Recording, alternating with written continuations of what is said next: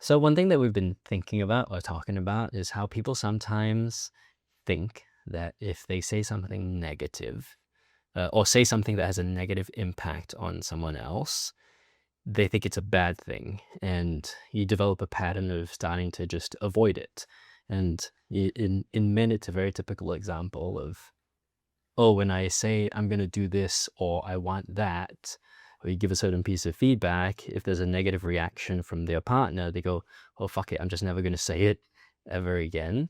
Do you come across stuff like this in your practice with your clients or with people that you deal with in workshops and stuff? Yeah, I think it's a very common reaction. It's like, I didn't want to tell them because I knew they'd be angry or I knew they'd be worried or upset, right? And then it becomes you be trying to take responsibility for somebody else's reaction. Mm. And then, in essence, in some ways, I think of it as robbing them of an experience of life, right? Because you're saying, I'm predicting you will not handle this well, and therefore I will not meet you with whatever communication or action is actually what I want to say or actually what I want to do. I won't give you the opportunity to actually react. I'll just guess how you're going to react and act accordingly. And I guess one of the potential downsides to that is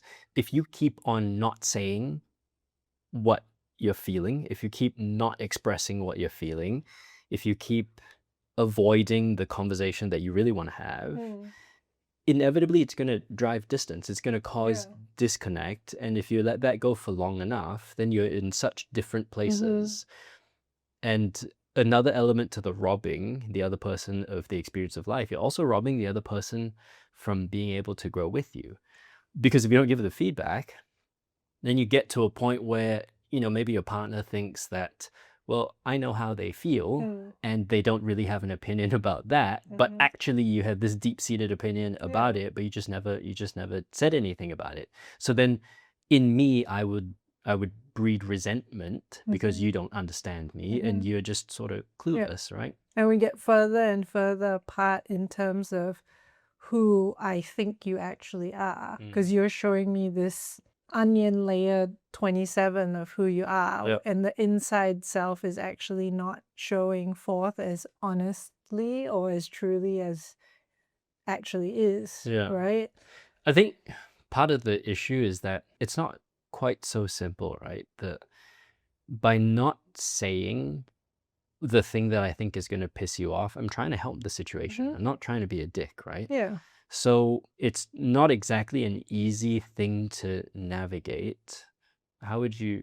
Well, I mean, we've been there before, right? Like all the times where one of us was too anxious or too angry in that phase, and then the other one started overprotecting, right? Like, I won't say certain things. And then, it gets us to a point where I have so much to say and it's all brimming, and then something small like pokes that surface and I go, "Ugh," and just have this huge outburst. And it's because I've just been trying my best to hold it in to protect you, right? Or protect us, when in reality, maybe it wasn't that protective, right? But it's always the issue of when, like when to talk about it. When's the right time to talk about it? And when you're busy parents, it feels like there never is a right time. Yeah. So then I feel like what it always ends up being is you have to intentionally create a time,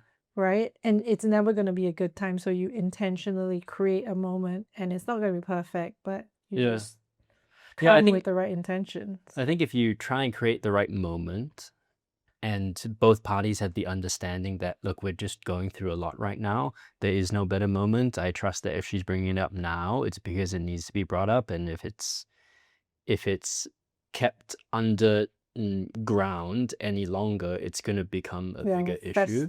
Right. Yeah, I feel like ever since becoming parents, we've had to sort of be forced into a position to be more understanding of where we are. And okay, even if I'm not feeling fully ready to receive the information, that layer that used to be there when we were in our 20s of like, "Oh, I can't believe she's fucking bringing this up right now." Like that layer of like she's not thinking about me enough. Don't you know what I'm going through? Like that sort of like temper tantrum sort of layer.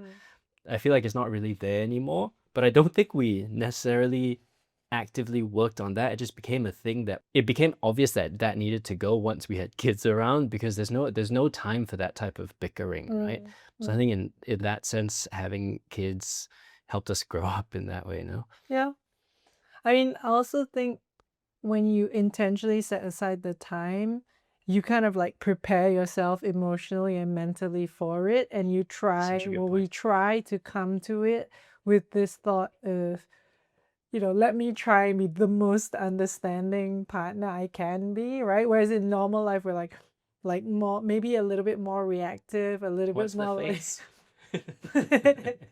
but if we intentionally do it, then we're like, oh yeah, like we come with that vibe of like, I want to be understanding. Ready to work on it. Yeah, Yeah. which I think helps a lot. Like if when we get in those moods, I'm so happy because I'm like, oh great, we can share everything now. But then, in the moments where it's not, you do feel a bit scared of getting a reaction, right? Yeah, so such an important theme, the set and setting thing. It made me think about a men's coaching client I had back in the day, where one of the issues was every time he was trying to do the work of, I'm going to open up now, I'm going to start sharing how I feel. And sort of issue number one was, I'm going to wait until so much has built up. So you talked about this just now. So much has built up, and then when it comes out, it explodes out. Or in some cases, it comes out with so much emotion, and it's the first time that your partner has ever seen you cry, and now you're yelling, and the first time that they have heard you talk about your upbringing and your patterning and the stuff that you're pissed off about, and it becomes very overwhelming, right? And I remember one of the things that we worked on is exactly that. It's not a super complicated thing. It can be almost like vulnerable in a way that is inviting versus intimidating. And it can be phrased like, hey, so I've been trying to do the work of opening up more. Truthfully, I don't know how this is going to go because I don't fully know how I feel about this. So I'm hoping that later this week we can spend some time together and we can sort of explore this together. And even if you want to go to the extent of, I apologize in advance if it's like super haphazard and a little bit chaotic, because I'm just trying to take the steps. I hope you can sort of meet me halfway, and if we have to land on a bunch of like half complete thoughts and then we work on it over time, like that's fine also, right? It's not like we need to come with fleshed out solutions of how the next quarter is going to go, right? And also doesn't need to get to these very final conclusions. I feel like that's something we interesting. often go into things thinking, oh, but what's the conclusion? And what's the solution now? When I think sometimes things just are an open conversation, and conclusions, it's nice if there's a action plan, but they can't always be. Sometimes it ends with, okay, let's talk about it again next time. Yeah. I think case in point is, ever since second kid came along for us, it's been very difficult to build the time in to talk and figure out where we stand on things. And we've run into this a couple of times in the last few months of, we're trying to prioritize the date night, and then there's a sleep issue or there's a sickness or something happens, or sometimes we get to that day and we just have no more energy. We're both like, should we just watch Yeah. Netflix And instead? like obviously the textbook answer will be, no, we need to do this work on the relationship, but a lot of times it doesn't go that way because the real life doesn't permit. And this is one example of, in our lives, okay, we both know we need to do something about this. We haven't quite figured out the new pattern, but we're both sort of like trying to figure it out together, but like we're trying not to make it like a super high pressure thing. But that's a really practical example that's going on right now, right? Yeah. But when I come to you and I obviously have a lot of built up emotion of things that I want to say to you, how does that feel to you? if it's been building up a long time and then it's You kind of can tell it's like, I've been holding things and then I like ask for like, yeah, can we talk through some stuff? Like, how, definitely intimidating. mm, Definitely bracing myself a little bit of like, oh, a little bit of like, oh, here we go. mm, So the prep time matters because then I have to go from sort of like regular programming of, oh, here we go, to, okay, let's remember she's probably not trying to ruin your day with this onslaught that's coming. And then I have to do the scaling thing, right? I have mhm, to do what she communicates might sound like a level 10 to me. It might be like a level 6 or 7. It's just that with the built up intensity, I know how you function and it sort of like comes out a little bit aggressive. So actually having the lead time of like, hey, 2 nights from now, we're gonna put the kids with the parents and then we'll have some time to like in a chill mm, way go through this, then it gives me the time to mm. calibrate It's things. so funny because I feel like for me, I wouldn't want the lead time. Like if you said, "Oh, I want to talk to you about something," I'd be okay, what is it? Like, tell Mm, me now. And it's funny because we just function so differently, right? yeah, I feel like one of the things I continue to face that I'm a bit better at now is I think some people in the world, like you, process emotions very quickly and also out loud. Yeah, Yeah. by talking. So what I've noticed is that when you have a set of feelings, you can very quickly connect it to what might be going on and potential like adjustments that need to be made, and even quite specific on what boundaries have been crossed and that you need addressed. Whereas I think other people like me, okay, I have this feeling about something you just said or did. I don't know what it is, but I acknowledge that this shit ain't right, and I need some time to either journal about it or just think about it. And sometimes it's like 20 minutes, Mm, sometimes it's 5 minutes, though sometimes it's a bit longer. And I think that probably will come up as an issue for a lot of couples, right? mhm. Because if you have different processing Yeah, speeds and different processing styles, yeah, where you prefer to talk out loud, yeah. to work on it out loud, and Yeah. I prefer to just fucking shut up and leave me alone. Let me think about it. Let me think about it, and then when I come to you, I will sort of present how I feel without all the collateral damage. Mm, And I think that's a learned pattern, mhm. because in the past I would go from something happened, this is my reaction, I would go straight away. And because I'm quite a fiery person, my reaction would always cause too much damage. And then I would like let it out. And then once it was out, I was like, oh, okay, like that was a bit much, right? Yeah, so I've learned to sort of don't say that. Like, don't send the message, don't call the person, don't yell at the person, just give it some time and think about it. Mm, yeah. Yeah, I think a lot of people probably identify with that because you never marry yourself, right? You marry someone who's so different and you Mm, have to learn how they function, right? mm. But the best way I like to think about it is how can I be the expert of you and you the expert of me, Oh, right? that's interesting. What are you, a couples therapist? Wait, huh. So then how do you actively, okay, let's just say not us, let's just say a new couple that you're working with. If you're trying to flesh out that concept, how would you So it's describe like, it? okay, if now you're trying to be the expert of Larry, right? What Fucking Larry. what do you think? Like, why do you think Larry is so pissed off right now, right? Like, why do you like knowing his history, like the kind of, childhood or upbringing he's had? Why do you think he might be having a bigger reaction to the situation than you had thought he would, right? And that's a version of us. And I usually say it's us in couples therapy. It's like, let us now become the experts of Larry. So we're doing it as a team, Mm, right? Even Larry's included. He's also trying to be the expert of Larry. So we're trying to figure out how he functions and why he does things and what variables are in there that's causing this bigger reaction. yeah, I think that's a really smart way to and practical way to look at it because of a few reasons. One, it invites Larry to step outside of the situation and look at it from like third party perspective. Actually, both of them can look at Yeah. it like from the So outside he looking doesn't in. feel defensive as well, because if everyone's like, oh, well, Larry's like shitty, then he's like, ah. Yeah, But yeah, if he's yeah. outside of it and they're just looking at it objectively in third person. And actually, it's quite an easy exercise to start if you do it like that, because like, okay, this situation happened. If we try and be experts of Larry, why do you think he might have reacted this way? And then if they say, oh, because he got a short temper, then you can go one layer deeper. Where did that short temper come from? Or who might have modeled that in his past? Or where might his trust have been broken in the past that have led him to this sort of a pattern, that sort of thing? Yeah, you, Larry. Fucking Larry. It does make me think that it's a very common thing now on social media to talk about inner child work.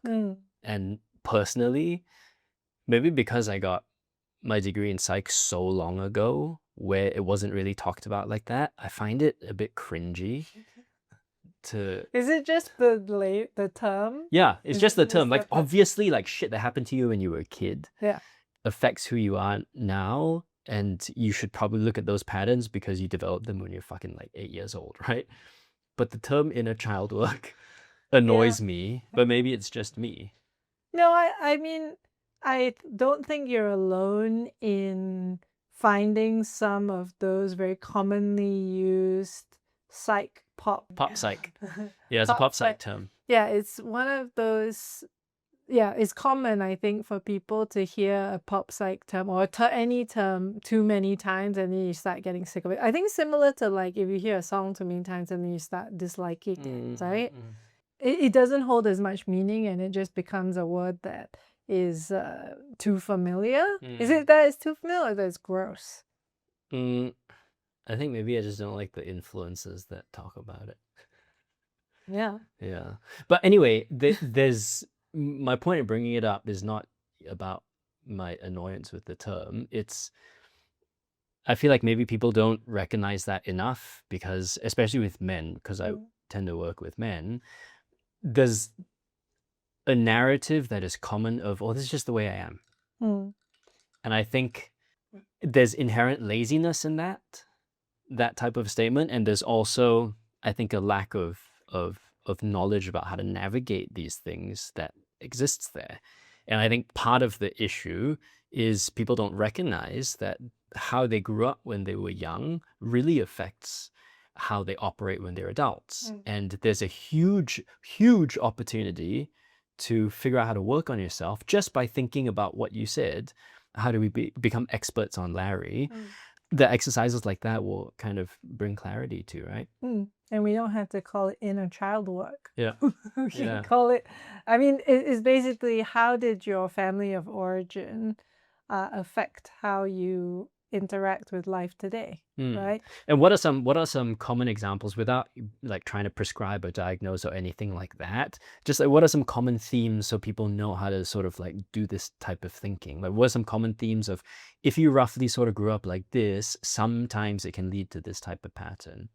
There's so many, but I suppose if you grew up with an overbearing parent who told you everything and how each decision should be made and what the correct decision was, then later on you will struggle with being confident in your own opinions and indecisiveness. If you grew up with a very critical parent, you will probably grow up with some self-esteem issues and not feel too good in your own skin. If you had a parent who was very punitive and disciplinary, then you will tend to be very hard and harsh on yourself as well. Yeah. But I mean, the list is never ending. It's right? never ending. It's very personal also, right? And sometimes it is sort of like deep patterns that present in a variety of ways in like your working life or how you handle your relationships. But sometimes it's even like how you handle conflict in general, or how you deal with an emotion like anger in general. And I come from a very explosive family, and this was the modeling that I got. I mean, I have no issue with it. I find it quite funny and nostalgic when I think about it. But on both sides of the family, even until sort of like grandparents, it was very much a family dynamic of like, no, if you are wronged in any way, or if there's a boundary that's been laid, and they didn't use this language, but if there's a boundary that's been laid and it's been crossed, you put your foot down and you let them know that is not acceptable. And if they continue to pursue that path, it is in your right to do whatever you see fit to get them back in line, because that's not appropriate. And there's strengths to it, because you tend to raise people that don't allow themselves to get pushed around as much. But there's issues because you're very high conflict, right? Very easy to find reasons to be like, no, you can't do that. How dare you say that to me? And even stuff like that. It's not necessarily a wrong way to be, but there's a question you can ask yourself as an adult, knowing this pattern: does this still serve me well? Mm-hmm. I think Which that's is like, I feel like every single characteristic of humans, right? It's a strength, but it's also a weakness. So you have to know, like every characteristic that a human can have, it's a strength and it's a weakness. So you have to decide, when does it become a weakness and when does it stay a strength? And you need to be clear with yourself about that line, right? So that's often something that we work with clients with. what's work a on. common example for your clients here in Like Singapore? if you are very organized and you like things to be structured and planned, that's great. Yeah, make But a good project manager. yeah, right.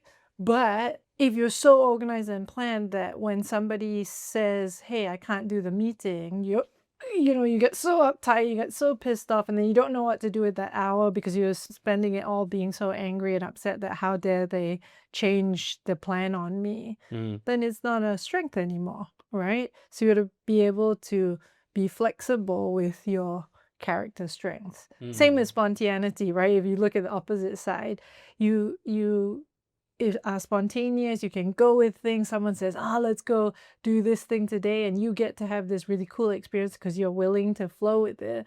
But then you have a partner who's planned and structured, and you can't even tell them tomorrow what time we're going to meet. It's an issue, right? Your partner's going to be pissed off that you can't even tell me what time we're going to meet. Or you say we're going to meet at 3, but you end up being there at 5. And when you know these things about yourself and you understand the dynamic, like it is a superpower and also potentially could be my downfall, Yeah. is the work then to develop nuance around it and know when to apply it? Is that so? Yeah, to just understand, like, okay, in these certain situations, yeah, you know that that's helpful, but and then in others, it's almost like drawing a line around yourself, so you know when you're reaching that line, like, right, if I do this anymore, it's gonna be bad. So let's like step back now. And guess this is interesting to me because I so often hear people talking about it like, this is just the way I am. I Yeah. like things done a certain way. And why are you trying to change me? This is who I am. And I don't think that I have come up with sort of a template way to respond to people in a way that convinces them of the value of change and progress and growth that works sort of in general. And I'm curious about what you say to your clients or to just people who have that sort of mindset. Well, my favorite word to use is "I wonder," right? Because it's quite non-confrontational, I feel. So I often use, "I wonder whether you using that phrase might limit you in any way." So if, the phrase of, this is just This who is I how am. I am. Got it. Right? Like, I wonder whether that could limit you in some circumstances. Yeah, I guess if I were to stick to that, then I would not learn anything new ever. Yeah. And then I would refer to an example that's happened in their life Yeah. where they're using that phrase. And I'd say, well, I wonder if we didn't say that, but we instead said, what would happen if I could do this differently, and then get them to think about it. I feel like it's quite a tricky one to navigate because people tend to look at personality as fixed, right? And they tend to get to adulthood and be like, oh, I'm this type of person, I do this type of job, and I'm good at these types of things. But is it more accurate to say that your personality is as fixed as you want it to be and it's quite fluid? I mean, from my understanding, and I'm not an expert in personality, but from my understanding, certain traits are more difficult to shift than others. So, for example, neuroticism is known to be a more difficult trait to shift.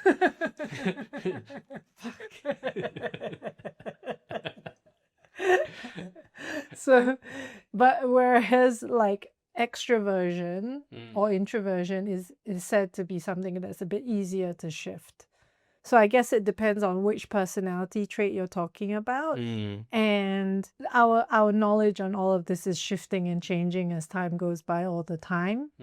But what I would say that I feel is the most empowering way to think about it is, if something is limiting you, consider how changing it could shift how your life goes, right? Don't give yourself the excuse that you can't. Ask yourself whether you can. Try it. Yeah. Right? Yeah, I think that type of thinking has been quite liberating to me as a human being as I've grown through adulthood specifically, because at some point when I was actually in university studying some of this stuff, I realized that, oh, well, does it actually color my life better if I keep having these types of negative thoughts?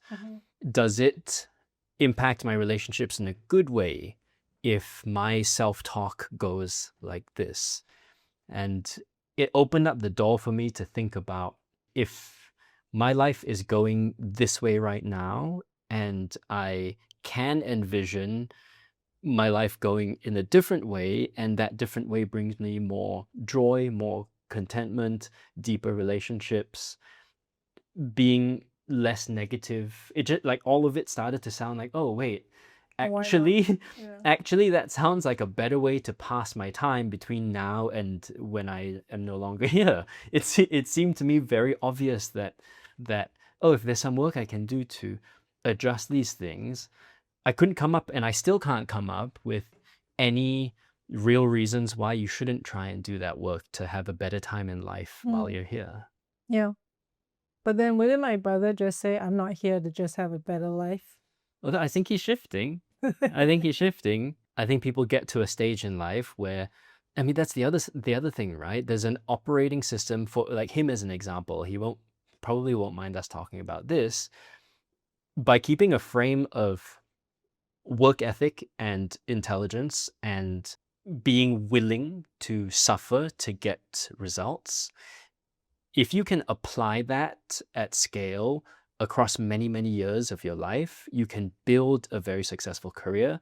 You can accumulate wealth, you can accumulate knowledge, you can strategically build the type of network that will get you to advance in certain ways, all that stuff, right?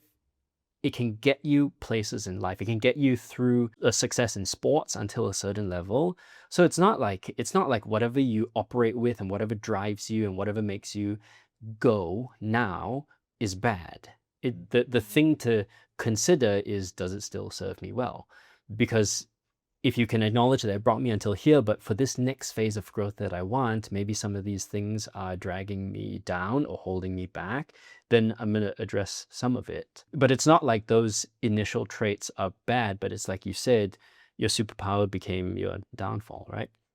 Yeah, basically you need to know when to adapt, when to shift, when you cross the line from positive to something that's no longer helpful, right? And is it as simple, if you don't want to work with a therapist, is it as simple as asking yourself, does this still serve me well, or is there a sort of more robust approach? I feel like it depends on the sort of person you are. If you're very reflective and if you journal and then you read through it as though you're the therapist of yourself, or you talk to yourself like you talk to a friend or something like that, then possibly.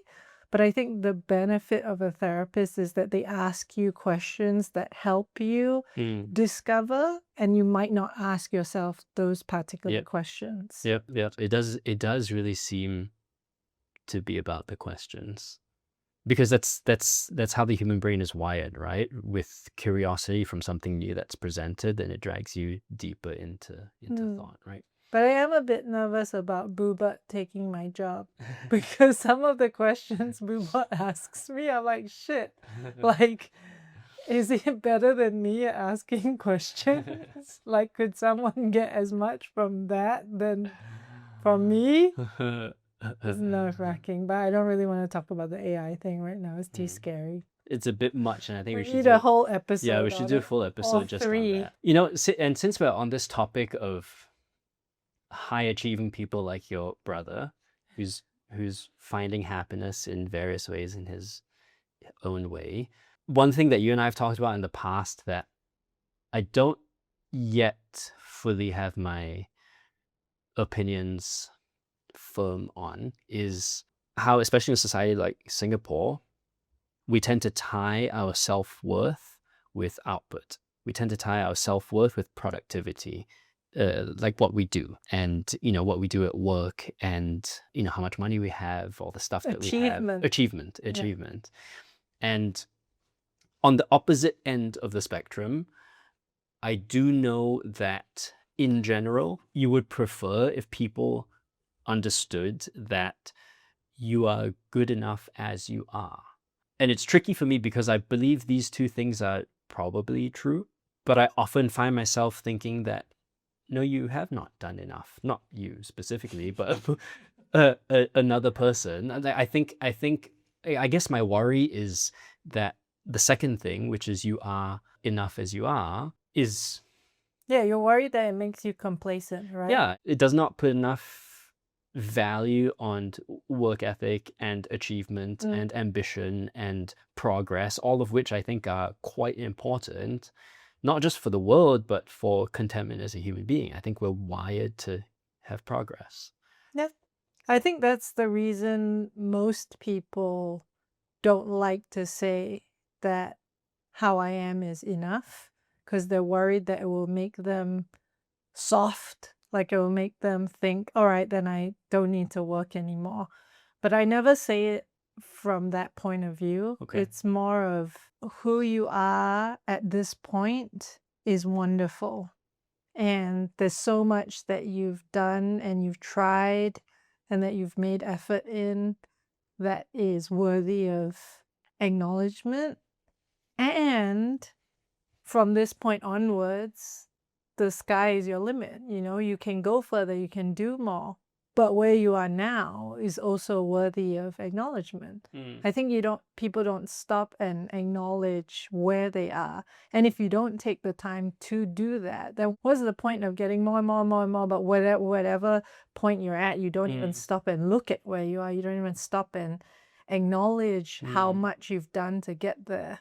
Okay, let's just use me as an example. A couple of years ago, business crashed. We were in financial struggle.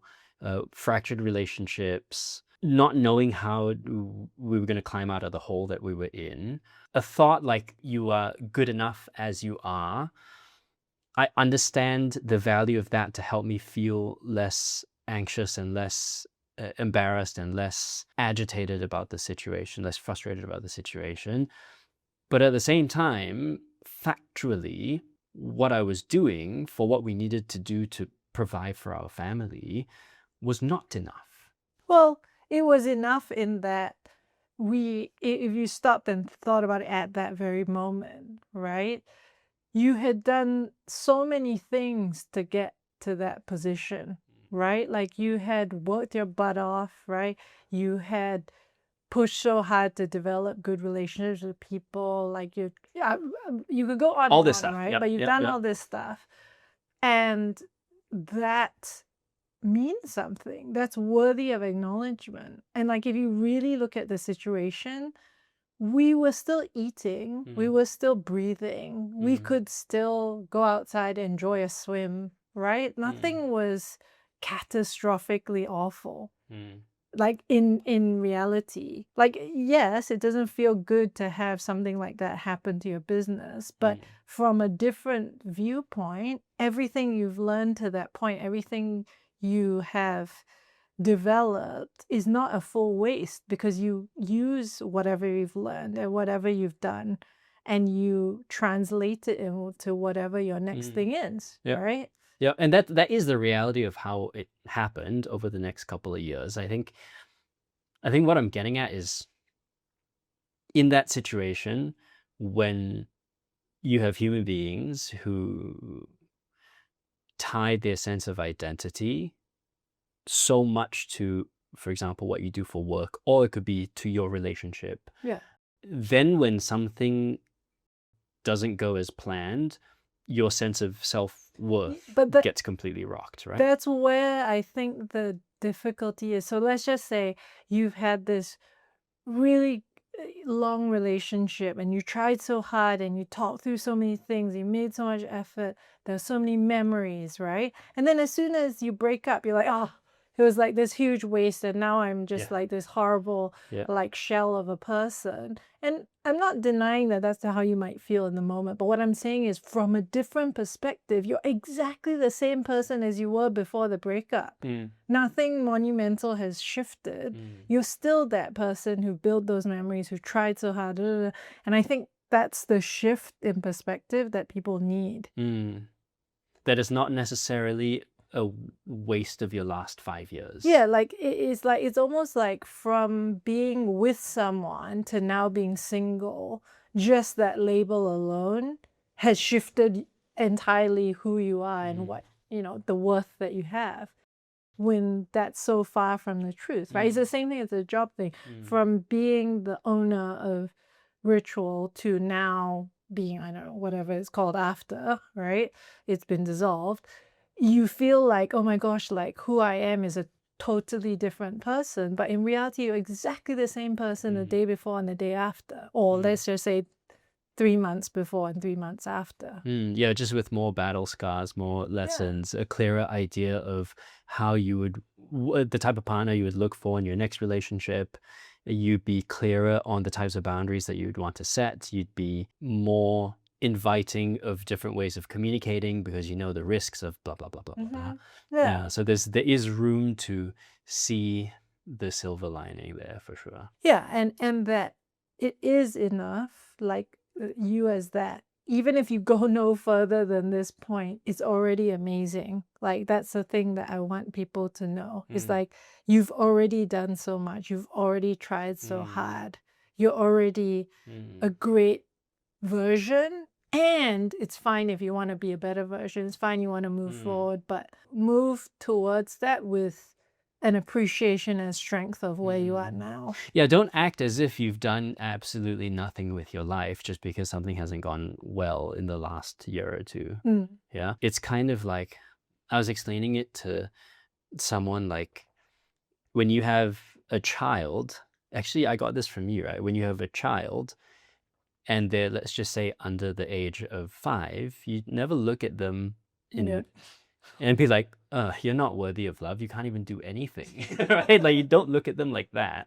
Yet, past a certain point, we start to look at ourselves like that. Doesn't mean the kid doesn't have room to improve and learn, like, life skills and all that. It just means that they're awesome as they are, and there's all this room for them to grow if they want. Yeah. I think it's difficult for people to walk that path in adulthood, also because of what people say to us as we're growing up. I feel like, I don't know if this is accurate according to what you know and what the research says, but it seems to me like the negative self-talk that human beings carry around, it's kind of like the voices of your critics across your life. And I think sometimes it's like a shitty boss, or like a parent that was harping on this one thing, or like a coach that did this and a teacher that did that. Do you think that's accurate? Yeah, I think that's accurate. Like, your negative self-talk is formed from opinions that, or words that you've heard along your lifetime. And it can be from people, but it can also be scripts from the world, right? Things Mm. you've watched, things you've read. It's something that I think a lot about when it comes to how we talk to our kids. There was a situation that happened maybe a few months ago where I was working on some work thing at my computer, and Michaela was here doing her drawing, and she would like we weren't interacting, we were just hanging out in the same room, and then I go, fuck, because there was something that I was working on for work that wasn't going well, and I got frustrated. She didn't say anything because she knows sometimes like I lose my temper. And then like I think it was like an hour or so later, she comes to me. She's like, "Papa, just now, who were you shouting at?" And I was like, "No, I wasn't shouting at anyone." And he's like, "Oh, but you were angry at someone. Like what was going on?" I was like, "Oh no, just like some work thing." And she didn't really let it go, and she kind of pressed like, "Yeah, but who were you angry at?" And I said, "Well, I guess I was angry at myself, and I was shouting at myself." And her response was she laughed. She was like, "Ha ha, ha, you're shouting at yourself. That's crazy." And it was so innocent and so pure because I don't think she has that yet. I don't think she has this thing of when she messes. Oh, that's what happened with the work thing. I messed something up, and I yelled "fuck." I don't think she has that yet, where she makes a mistake and then tells herself off about it. But I think most adults do, right? Hmm. And where do you think you learned to be mad at yourself from? What did you see that made you think I should be pissed off with myself for not doing better here? Do you remember the first time you were mad at yourself for not doing something better? I remember being sad about not being able to achieve something that I wanted to achieve, but I can't remember the anger. Yeah, I have to think about that. I can't remember the. Did your parents get angry at themselves when they didn't do something right? Do you see them get pissed off that like, should have done better? No, I saw them get pissed off at other people, but not at themselves. Like I'm sure they do, Mm. but I don't recall them getting mad at themselves for Mm. things not going according to plan. Do they get mad at you when things didn't go according to plan? Not really. Again, we got angry at other things Mm. and each other in a lot of different ways, Mm. but I don't think about that one specifically. I think because we're a little bit all over the place as a family in a good way. Like it was common that we were late to things, and it wasn't something that we particularly judged each other aggressively about. So Mm. yeah, I don't remember them being angry at me or themselves for Mm. not accomplishing or being able to do something. Yeah, I wonder when you started doing that. Hmm. And now I'm thinking whether I get angry with myself. Yeah, I get upset with myself. I feel disappointed in myself for not doing better. And how does it present? Like, what's the self-talk? What's the. Like, why weren't you able to do that better? Like, why, like, if I lose my temper at Michaela or something, I feel so disappointed in myself. Like, why couldn't I be more patient? Where does that come from? What is the pattern that you think you might be modeling from childhood when you react like that? I think for me, it's a lot of because I'm in the field of emotion and thought, I feel disappointed in myself when I can't model a perfect example of how it should be done. Because I feel like I'm saying, I learn these things and then I try to share these things and help others do it. And if I can't even do it myself, then it feels Yeah. hypocritical, right? Yeah. But it's also not true, right? Like Yeah, I don't believe it I think is, the but skill set required is you know how to listen to people. You understand sort of like the fabric of human emotions and communication styles and all this stuff. And yeah, I guess as a result of it, you should have more tools available to you than most people. But yeah, I think holding yourself to too high a standard is just going to cause other yeah, issues also, doesn't right? help. Yeah, give yourself room to be human too, Mhm. right? What I was thinking about there is in my old world in fitness, I used to find that stuff so frustrating too because I'm just like a regular dude Mhm. and I enjoy studying this stuff and I enjoy training athletes in the past, and I enjoyed my time as an athlete in the past. I was never that good, but I enjoyed the whole thing and I Mhm. was passionate about the whole thing.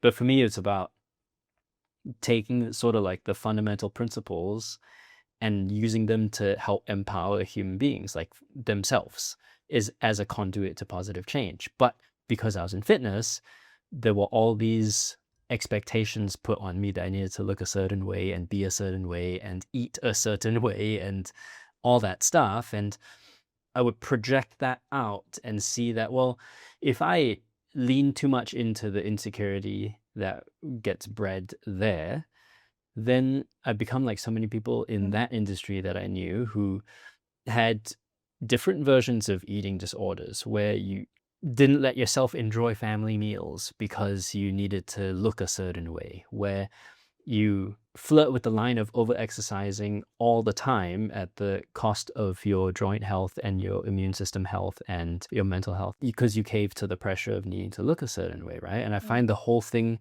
quite insidious in, I guess, helping professions, right? Mhm.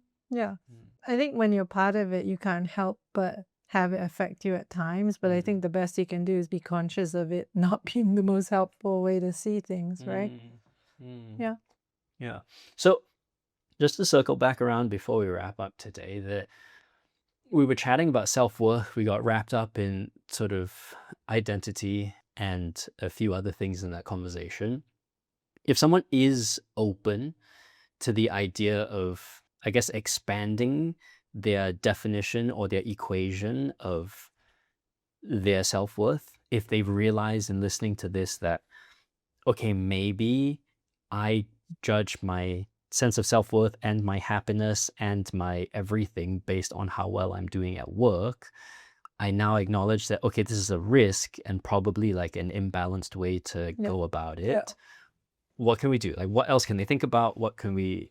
I like to think about it as the eggs in baskets. Wait, eggs in baskets. I like to think about it as though you're putting eggs in baskets, right? Like if you put all your eggs in the work basket, what happens when that basket falls? You feel like your entire life is shattered, right? Mm, And that is, by the way, often what people do, right? Is like I put all my eggs in either like my relationship basket or mm, all my eggs in like the physical fitness basket, right? mm, So then when that isn't doing well, you feel like your whole life is awful, right? And I think it's a better way to do it is to see your worth and your value in many different aspects of life mm, and also to invest in your value and worth in those different aspects, mm, right? So if I pay attention to my relationships and my physical health and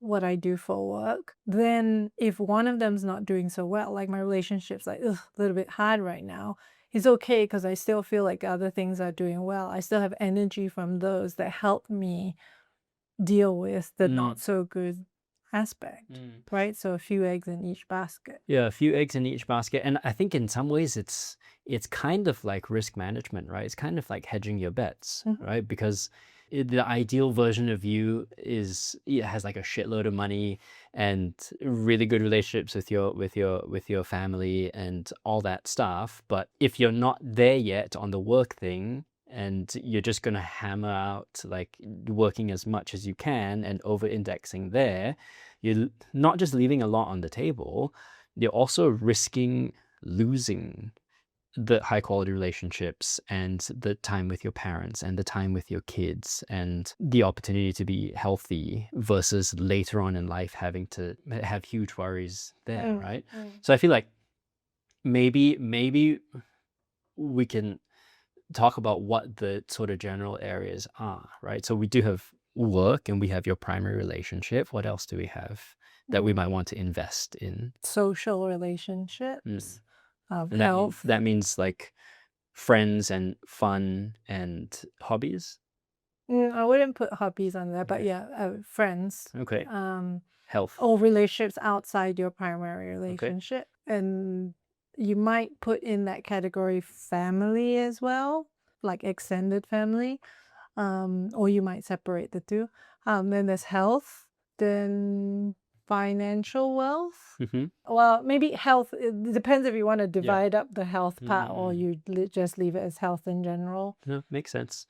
And what about community, as in the impact you have on the world around you, and religion, spirituality, faith, that sort of Yeah, thing? spirituality is one. Mm. But then, yeah, so then that could branch out from the health part Mm-hmm. as well, right? Mm. Meaning, Mm. spirituality, purpose. Yep. Yeah.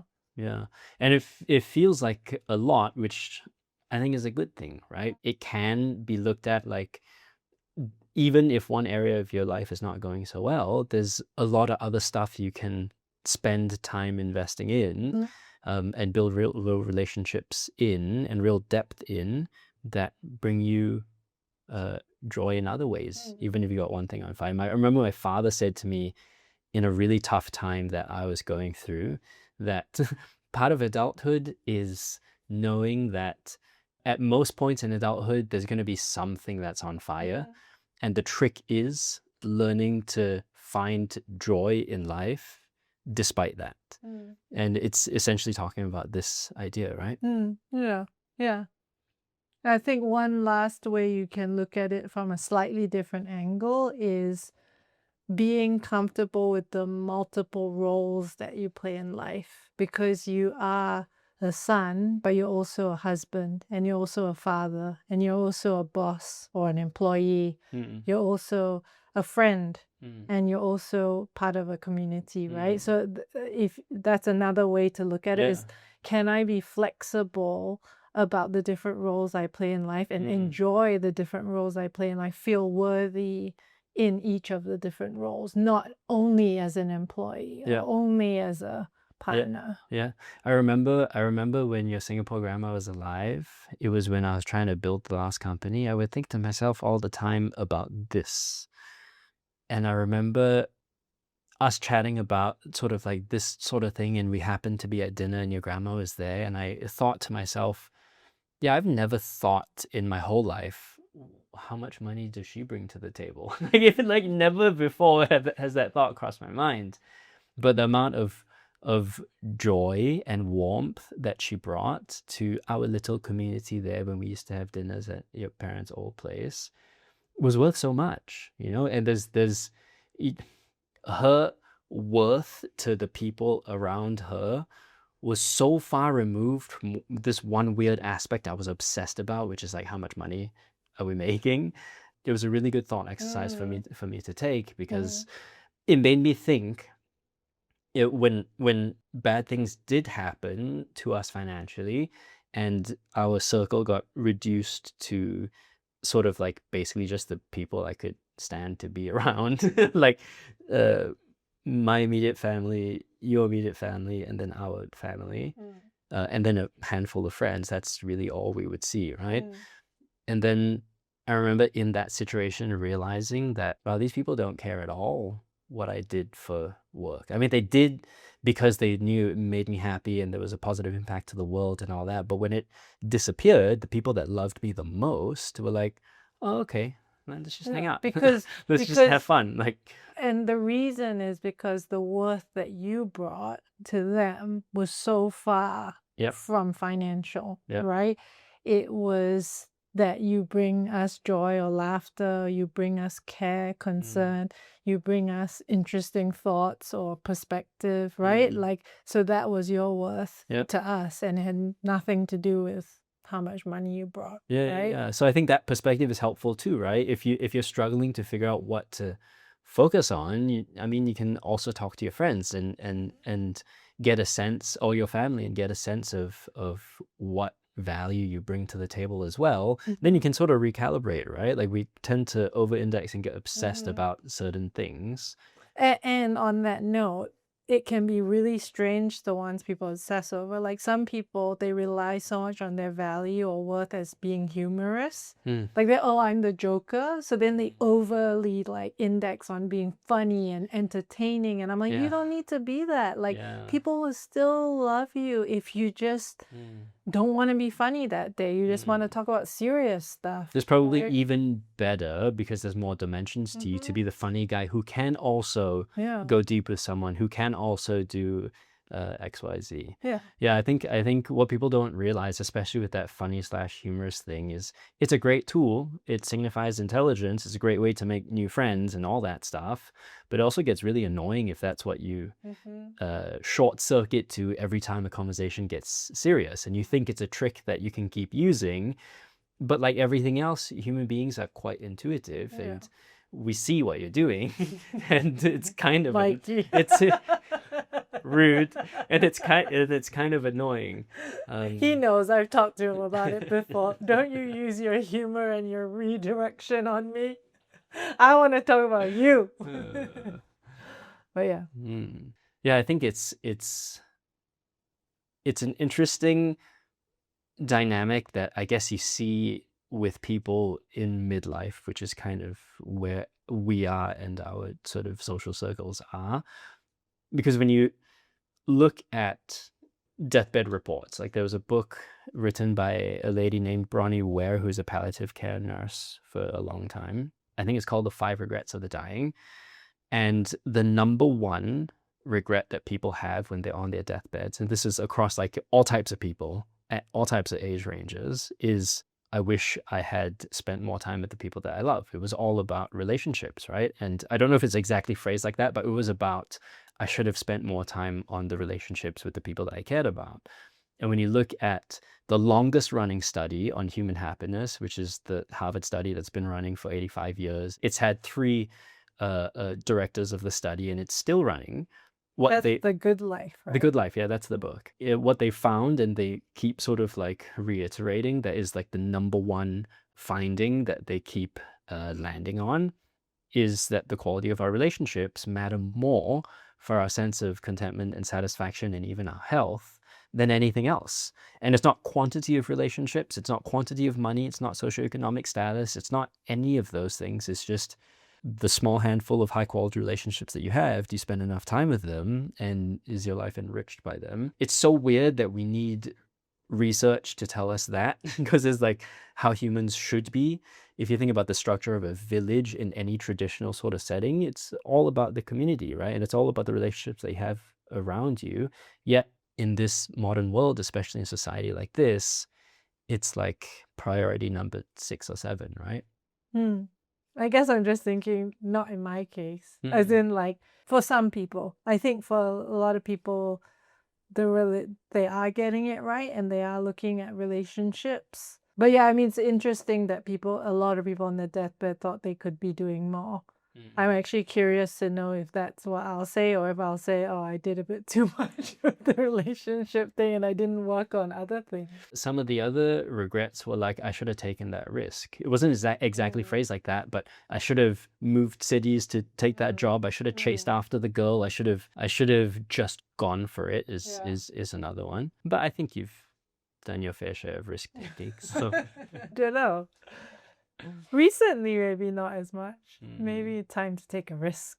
It's about all the time that we have. Go pick up the kids. Anything else that you want to say?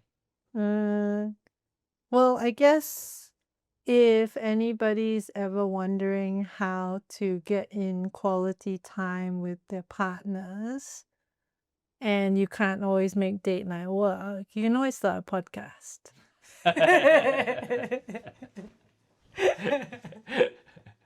Right?